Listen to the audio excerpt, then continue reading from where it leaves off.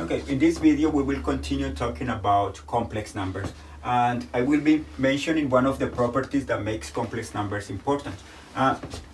Let's think about polynomials, and let's think about real numbers. If we have a polynomial like x squared plus x minus 3, right? We can factor this polynomial, sorry, minus 2. We can factor this polynomial as x minus 1 times x plus 2, right?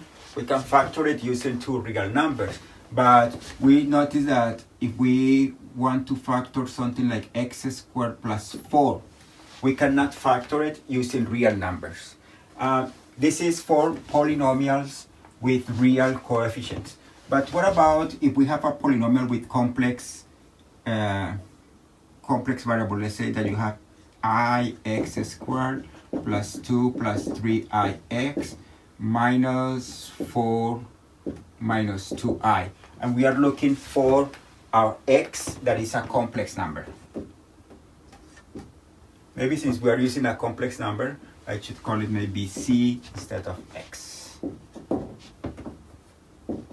One of the properties, if you are thinking about factoring this polynomial, is that when you are working with the complex numbers, you can always factor this as c minus a particular complex number times c minus another particular complex number. And for that reason, when you think about this equation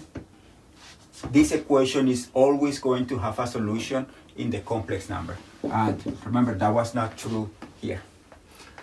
And actually, this is true not only for polynomials of order 2, but if you have a polynomial like this, like c to the n plus a n minus 1, c to the n minus 1 plus a sub 0, where these coefficients are complex numbers, then there is an important theorem that says that this polynomial can be factored as c minus c1 times c minus cn.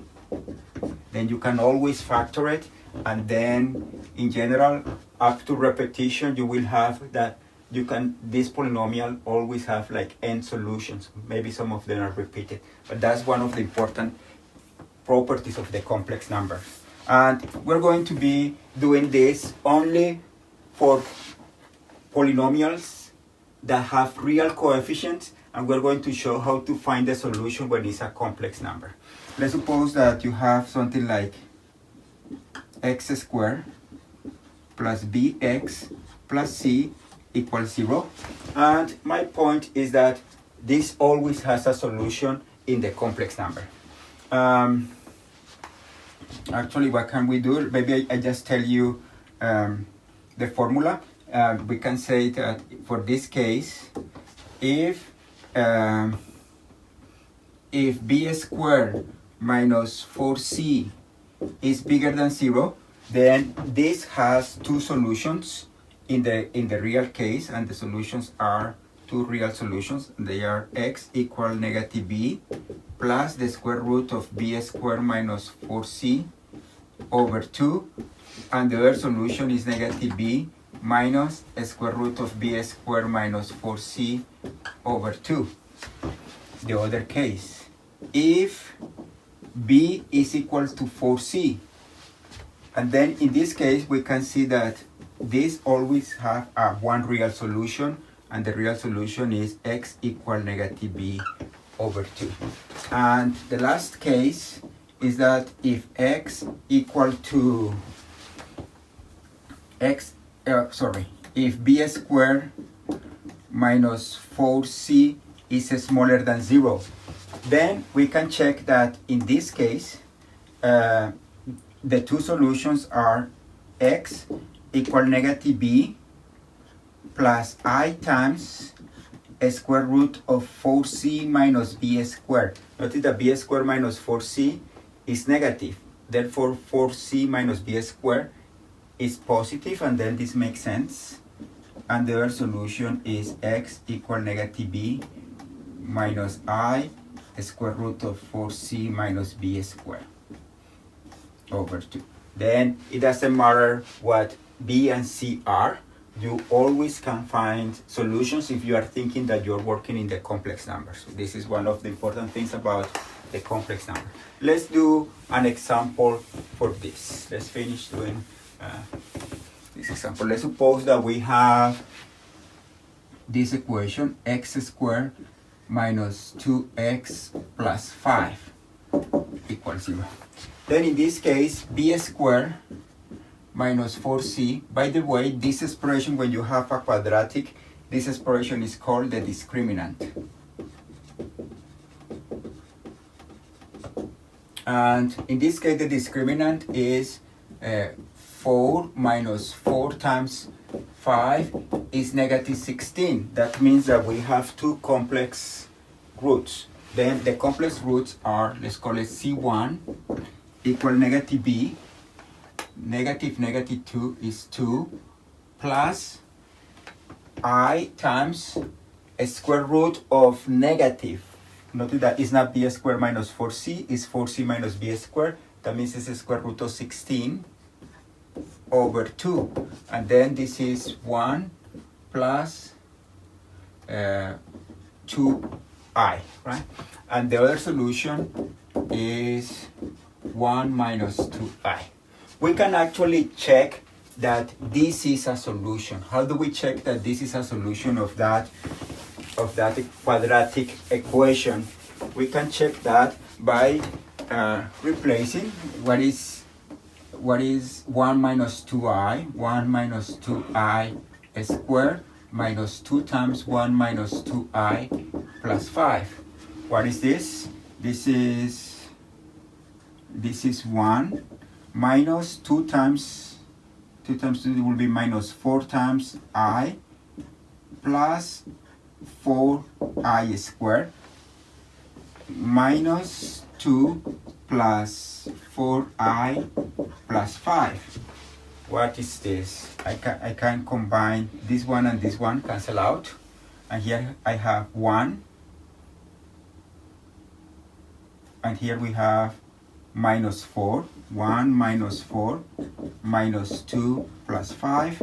And this is 0. We can check that this is a solution in the same way we can check that this is also a solution. Another thing that I will be using is if you have an expression, let's say like e to the 3t plus 2 sine of ti times, let's say, t squared minus 2i t to the 5th. What would be the real and imaginary part of this expression? What is the real and imaginary part of this expression? We're going to be assuming that t is a real number, that e to the 3t is real, 2 times of sine of t is real. But then what is the real and imaginary part of this? Then I have to do the product. When I do the product, I get t squared e to the 3t minus 2i t to the 5th times e to the 3t plus 2 sine of t times t squared times I, I'm doing this times this, minus 4 t to the 5th sine of t times I squared. Is that correct? I did this times this is equal to this times this. It has an I here, and it has a 2 to the 5th. I did this times this. Yes, and then I did that times that. Then I can't, this is just negative 1, and I can combine these two to get t squared e to the 3t plus, that this negative 1 makes this a positive 4, plus 4 times t to the 5th sine of t. This part doesn't have an I. And then plus I times, I'm going to write down this, 2t squared sine of t minus 2t to the 5th e to the 3t. Then eventually you will have to compute the real and imaginary part or things like this. Then if I call this expression if I call it f of t, then the real part of f of t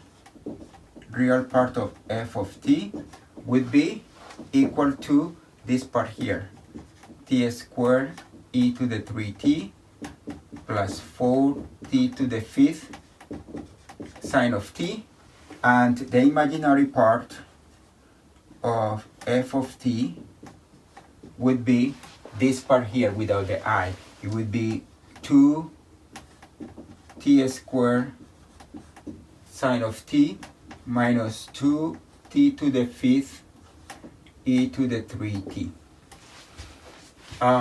I think this is it for this video. I would like to stop here.